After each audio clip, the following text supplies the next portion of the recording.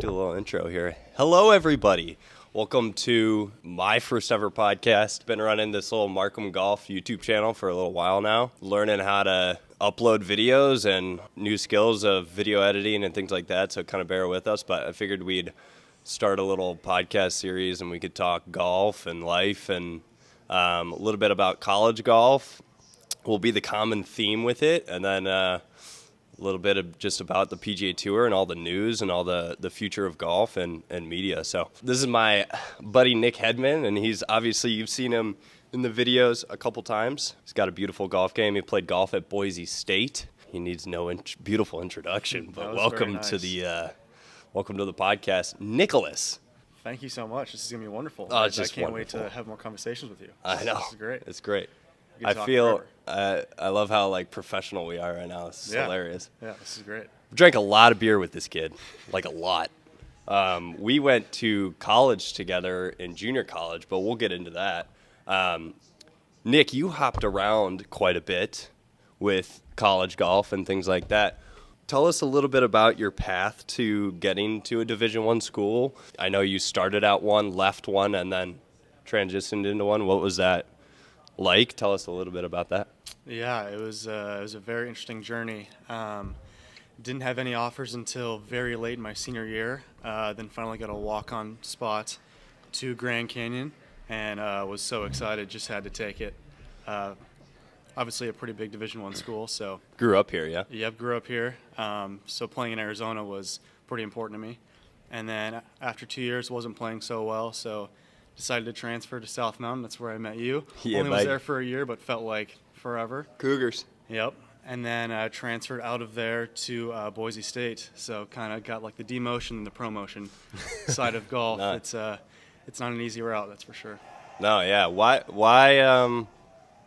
I guess, were you not starting as much at GCU, or what kind of made that transition of hopping over into junior college? Yeah, so I played well my freshman year, and then just kind of got into a little slump, wasn't getting along with guys, wasn't getting along with my coach very well, and things weren't going my way, and things weren't working out, so decided to take a step back, go to JUCO.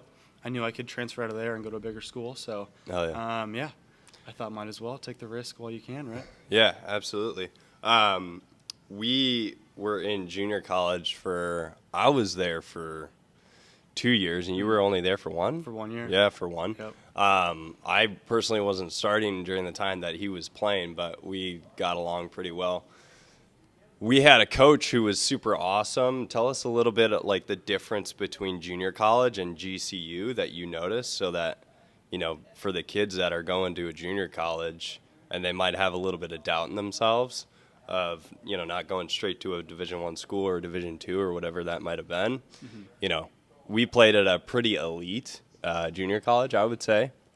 What is some of the differences that you noticed from going from a Division I school to a junior college and then to a top 100 D1 school? Yeah, there's a lot of differences.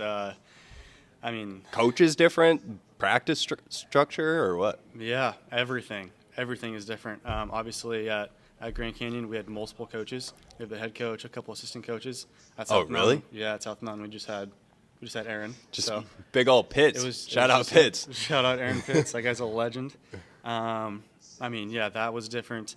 How they handle, I guess, your schedule is definitely more strict on when your classes are. All the kids have class at the same time at a Division I school, so we can schedule the practice at the correct time. Versus South Mountain is kind of just a free-for-all. Yeah, it is a free-for-all. That was a big difference. The competition was incredibly different. You travel just anywhere, and the competition's always good. So. Yeah. Oh yeah, that's sweet, man. Well, cool. Obviously, we're going to talk about a whole bunch of different stuff here. What are some of the some advice that you would give to people, I guess, looking for schools, trying to get noticed by coaches? And because I was never a very good high school player, so what are some of the things that kind of you notice that make you stand out for coaches to take a look at? And do you email them? Do you get in front of them at a local tournament, or what are some of those those things that you do to get in Yeah. front of coaches. Yeah, just like basics of promoting yourself, right? Like email as many coaches as you can. Find out which coach you like, which coach you mesh with better than others. Play in as many tournaments as you can, even if they're small tournaments. You just get the reps under your belt. The more expensive tournaments, I really never found an interest in. Like the AJGA stuff. Yeah, I'd and never things played like in that. one AJGA. Really? Nope, zero. I tried played to in qualify for one. one. Like that was it. So I'm Yeah, you telling had to like, it doesn't qualify matter. for them. Yeah, That was crazy. I yeah, was just exactly. like, yeah, I could probably pay like whatever, $500 and I'll be in. But then you're like, Yeah. oh crap, I got to qualify. Yeah, the qualifier's like $200, then the tournament's like $500 or $600 plus travel. It's Yeah, like, and then travel. It's like it's just not worth it. Play in your local tournaments, play good, post some good scores, and Win. win. Learn how to win. Learn how to win. Yeah. Yes. And that was at any level. Yeah. Yeah. That was the It's thing about difficult. junior college too. It's just like, okay, well, if you can't win here, then you're probably not going to win at any other university or NCAA level. Yeah, And I mean, obviously, learning to win is like, if you can win a golf tournament, I don't care what level it's at, whether it's junior college, junior golf, locally, anything. The lessons that you learn from winning are just like way Yeah. better than for sure, especially like about yourself. getting top tens. Yeah, yeah. Constantly. Yeah, you learn about yourself a lot. That's for sure. Coming down the stretch with a one-shot lead, how do you react? You choke under pressure? Do you? What are move you? up to, yeah, exactly. Chumper Who are champ, you? dude. Yeah. Who are you? Yeah, there's some deep demons that you go through on the golf course, and I think I've learned now that like all the things that you're learning in life, like as you grow, I know this is big picture and like real deep and all, but like This is what they want to hear. yeah, I hope this is what you guys want to hear, guys. The lessons that you learn in all of life, like now I've transitioned into a job and things like that, and not playing college golf, but literally over the course of a round of golf or a tournament, you go through like these little ups and downs of life ultimately that we're going through now. So it's crazy what coming down a stretch of any type of golf tournament where you just like your freaking knees are shaking, and it's yeah. like you you have like this inner chest feeling, and it's just like 100%. and then you win, and it's like, oh my god, Best it's feeling like, in the world. dude, it's like a drug. It is. Honestly, It's addicting. It's for sure. It's like a drug. Yep. You want to get back in that position for sure. It's Do you not plan easy on to- playing any amateur events at all? Dude, or- I've been thinking about this. I haven't been playing much golf at all recently. Like once or twice a month. Same, dude. But then the past Same. like month or so, it's been like once a week, twice a week, and I have got the bug again bad. Really? Like I want to play all the time now. Which, if you just told me that like a year ago, I would have never believed you. Because like last year, I wanted nothing to do with golf. Dude, same. Nothing. I had to I don't get wanna as practice. far away from it as possible. Yeah, I tried hitting left-handed shots, like playing lefty. Bought a lefty set of clubs. Like, You did? Yeah, I did. Full on. Full lefty set. Yep. I was like, maybe this will help. No, but right now I've got the bug. I'm back. Right I'm now. hot. I'm excited. We're playing golf after this. I am pumped. I see the high stakes par 3 Oh, yeah. golf. That's probably your access to Yes. new amateur golf. Yeah, that stuff is 100%. sweet that they're doing over there. It is. It's growing really fast. And, Grass clippings. Yeah. Grass What's clippings the- under the lights? Name of the league? Yeah, it's Or is called it just- Grass League. Oh, grass league. Grass League. That's Yeah. it. Yep. And the course is called Grass Clippings. Is it just a team best ball for all events, or Yep. tell us a little bit about it? Two-man best ball. Sorry, it's two-man scramble actually. Is it really? Two-man scramble. That's yep, in all the sick, dude. events. That's so fun. So much fun. Under the lights. Guys are drinking. There's caddies. Big crowds. Short shots. Lots of pressure. That's Like sick. first tee shot is like 80 yards kind of downhill in front of like this little crowd. And you're all the like, greens at that rolling greens course in Mm-hmm. Tempe, if people know what we're talking about, all the greens are like domes. Yeah. Well, I mean, like, that's how it feels for me.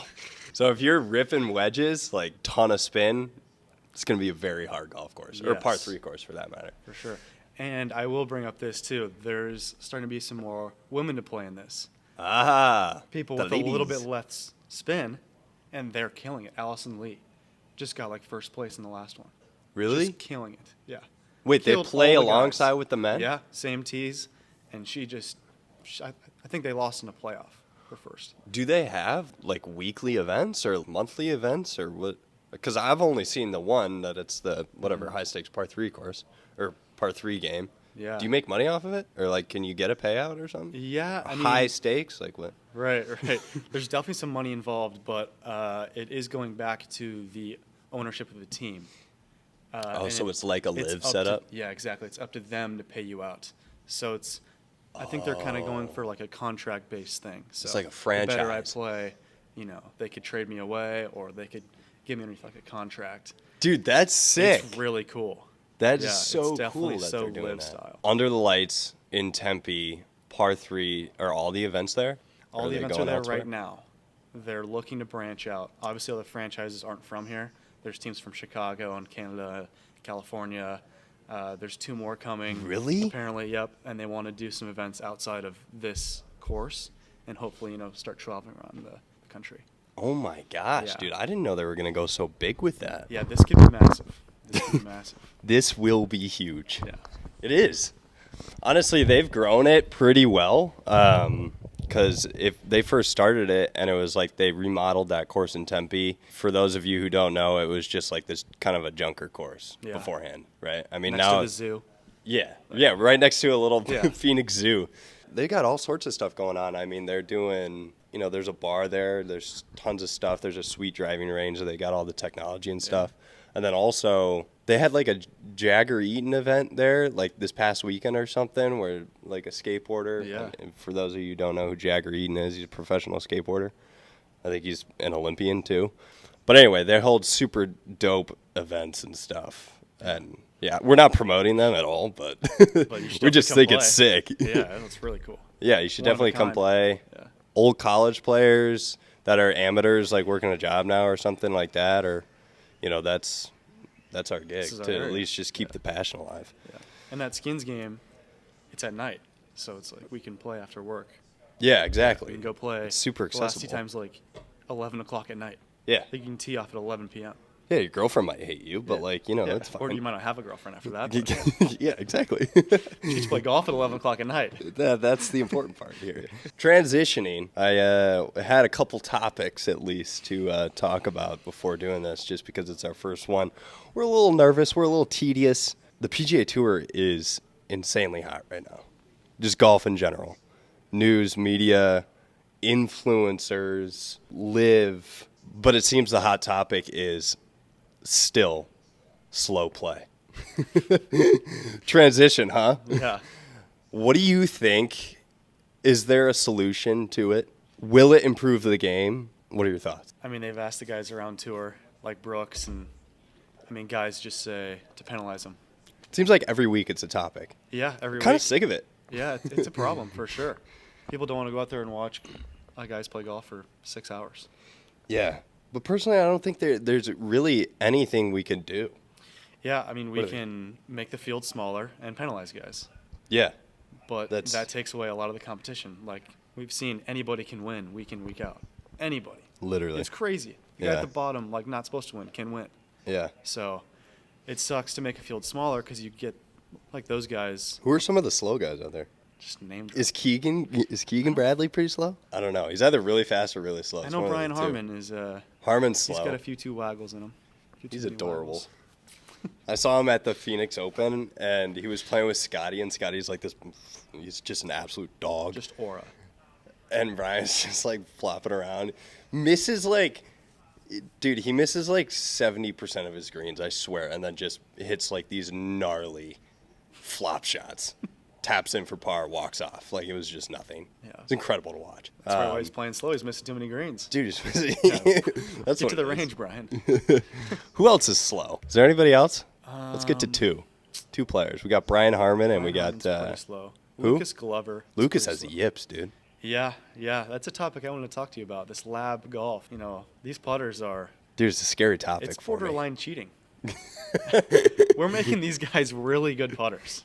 Really? Lucas Glover. I mean, Give us a little backstory. he's not the best putter. Obviously, his highlight of his career is yipping a putt from 1 foot to shoot 61. That's kind of what he's known for. Yeah, he heeled it off the Scotty Cameron logo and missed the putt from like a foot. We've all seen that video. Then you get this guy a lab golf putter, and he wins like 3 times like 2 years ago. Whoa. Where did that come from? That's what that transition was? Yeah. I had no idea. Crazy. He got a lab putter Lab in his putter. hands? Yep, he's got the lab putter. Has he Fowler always does. done the? Doesn't he belly it? He used to guess. have the short Scotty Cameron, just blade. Oh, really? But yeah, moved to that broomstick and Changed his life. changed his life for Dude's sure. getting laid again. It's called Lucas. Making millions. Yeah, he's stacking right now. Dude, it seems like every other week he's in the top 10. Right. Pretty dope. You I don't put- know where he is this week, but Yeah, I mean, yeah, we know he's hitting it good. That's for sure. Yeah. He hits it good every single day. yeah, he doesn't no ever glove. miss. He doesn't play with a glove? Nope, it stays in his back pocket sometimes. Like he'll hit Just an iron for the shot. look? I think it's for the look. That's sick, He's just going dude. for, yeah. the That look. is so sick. Yeah. Who's the guy that wears a glove while he putts? Isn't there someone on tour who wears a glove when he putts? Probably is. Well, I know that kid that went to Oklahoma, swung his cross-handed. He wears 2 gloves. Oh, what was his name?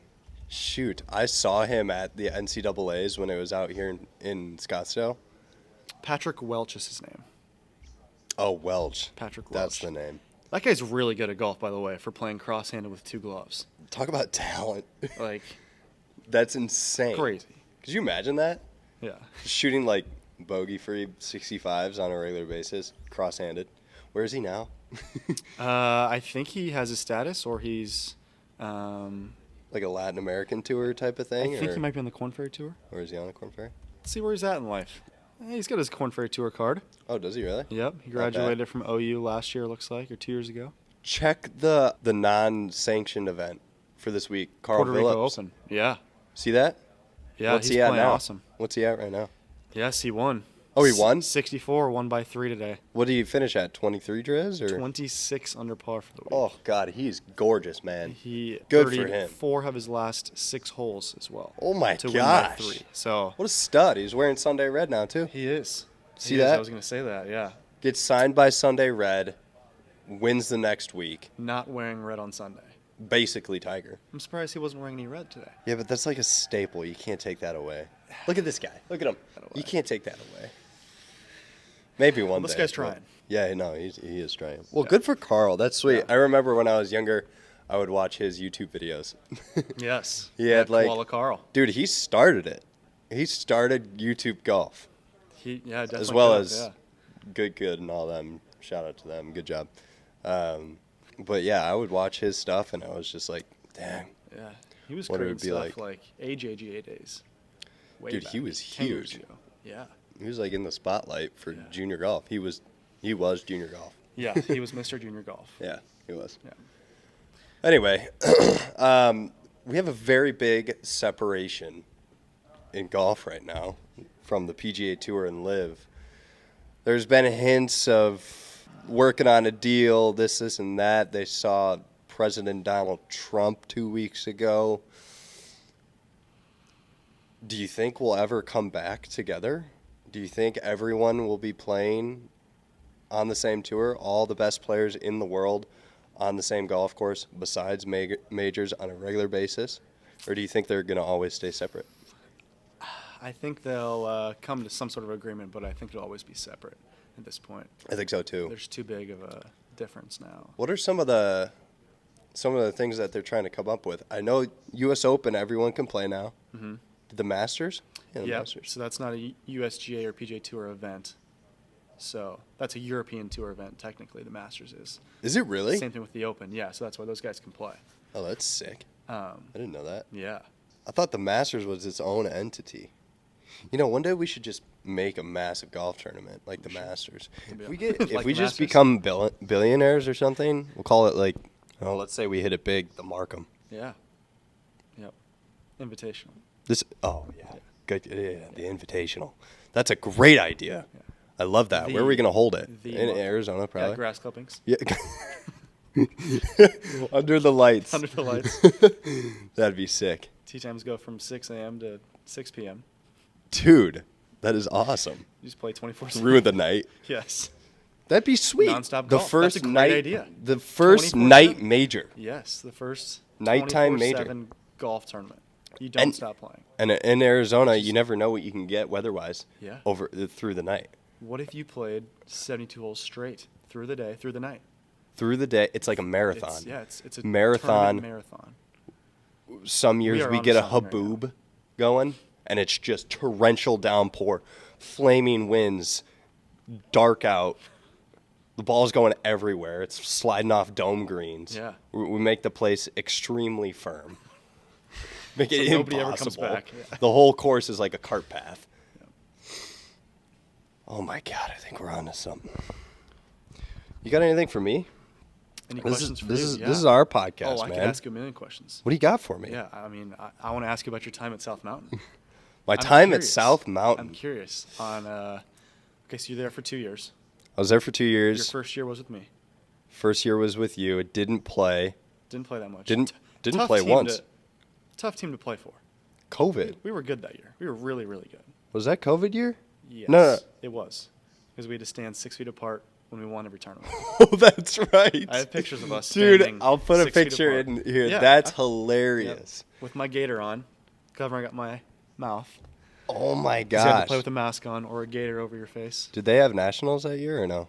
Yeah. Oh, In the wait. spring season. Oh, that's I right. only played 5 events at South Mountain. Normally they have like 10. No way. Dude, I feel like I knew you for a lifetime I know. that 1 year. Yeah, We partied a lot. we did. Yeah, we did. Yeah, we did. It's fine, though. That was fun. We can cut that out. We're good people. We're good people. Good intentions. Great intentions. Killer intentions. No, my time at South was interesting. I had 2 different coaches over 2 years. Obviously, I guess we only had that spring season. My first year, I was a freshman there. But I remember my second year was like my biggest eye-opening year. The first year, I just partied a lot and was like, whatever, just a college kid and learning the course of things. My second year, I was just like, okay, I should probably, practice and, figure out my life. So I started playing more. I started practicing harder, got some starts, ended up winning 2 events that year, which was super fun. We won nationals. Thank you, Cecil. Carried us at nationals. Guy's just a dog. Just a stud. The biggest things I learned there is to be on time. Here's why. So I won't say any names, but she was an awesome, awesome coach. At the end of the day, looking back at it, I'm just like, wow, she did a lot for our team. We won a national championship that year, and we were not a team when we started. Oh my gosh, it was a crap show. No, this one qualifying, I was late to the tee time. Not to the tee time, but the time that we had to be there. So in theory, in Sean's head, I was late, but I was on time. It's okay, I'm late. But I get there, didn't end up playing that day. I had to go home. Sent home. Wow. Missed the next tournament. Was basically booted off the team. I can't remember if I played. I think it was the next 2 events I did not play as a consequence for being late. So my biggest learning lesson, that was my night. I was like a JUCO prodigy, man. Yes. That was my claim to fame. And if Cecil ever wins a major or a PGA Tour event, I could just say I beat him. Yeah. I beat him 2 weeks in a row. twice, 2 weeks in a row, and he had a hot hand. Something's happened for a reason. That's crazy. Everything happens for a reason. So anyway, Don't be late. now I'm never late for anything. Anything. I don't ever show up late. Well, that's a stretch. My girlfriend sees all of my life. But, work or anything slightly important, I'm never, ever late. Ever. But that was my time at South Mountain, honestly. My first year was just kind of all over the place, didn't know who I was. And then my second year kind of got things together and then transferred to a Division II school, which was awesome. And then I quit. Yeah. Then you're done. then I got a job. Okay. But Yeah. Oh, those are Yeah, some dude. good times. That's crazy. It was so long ago. I know. Does not feel that long ago. No, it does not. Yeah. It's a weird transition for those of you who have either played a college sport. It doesn't have to be golf, but you go through this little miniature depression after golf or after playing a sport. It was your It is. identity playing NCAA sport, whatever it might have been, and then you're like, what do I do? Yes. I'm probably not going to play pro golf. Probably not going to play a professional sport, whatever it might be. What was that like for you? It's crazy. It was so depressing. So depressing. Like bro. my senior year, I knew I wasn't going to play pro golf because I wasn't playing good, and I was getting beat by kids that were 21 years old. I was like, no. Like, if I can't play good right now, I can't get a sponsor and all this stuff. And, yeah, it's tough. We play a sport that we're not sure if we can go pro out of college or not. Kind of like football or basketball. Like, they're not really sure if they're going to keep playing after college or not. It's not So like that you get a transition- contract and you're like, okay, I can focus for the Exactly. next 2 years. No. Golf's completely different. No. It's not like softball where they go, I'm going to go play professional softball. No such thing. No. So they know they're not playing after. Yeah. I would have rather known the whole time I was not playing after than had a maybe in my mind the whole time. 'Cause, Exactly. Yeah, my plan A was always to play pro golf. Once that didn't happen, depression land. Dude. Just it full just on. hits you. Can't leave the house. No purpose in life. No purpose Incredible. whatsoever. Yep. Yeah. I'm almost back to like, this is going to sound terrible, like an equal playing field. Mm-hmm. Like I felt like I was ahead of some people in my life. Not anymore. 100%. Once that was over, no. Now Yeah. I'm below everybody because I didn't take college seriously. Yeah. Yeah. And now we're just like, oh, Now we got a podcast. Shit. Well, yeah, now we're we got making up for it podcast. though. We're making Because up now we for it. have We're back. purpose. Yes. We have an purpose. interesting have lessons to perspective to bring Yes. to, I guess, I don't know. The part of the podcast is to bring a perspective to younger generation. For those of you who aren't a superstar in college golf, you know, there's going to be a ton of learning lessons with playing college golf. But like, I wouldn't change any of it. Like going back, even if I decided not to play professional golf, I still probably would have done the same things because playing a sport in college teaches you like some of the most important life lessons. For sure. 100%. Anyway, that's our first podcast, guys. Super short and sweet. We're just trying to get the hang of things.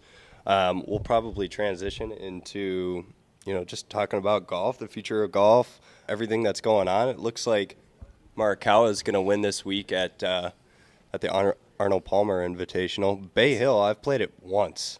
Really? Played it. I stepped on that tee box and I just about jaw dropped. Yeah. Because that golf course is difficult. But thank you for watching this if you did, for the 100 or 30 views that this is probably going to get. We appreciate you tuning in and sticking around for this whole podcast.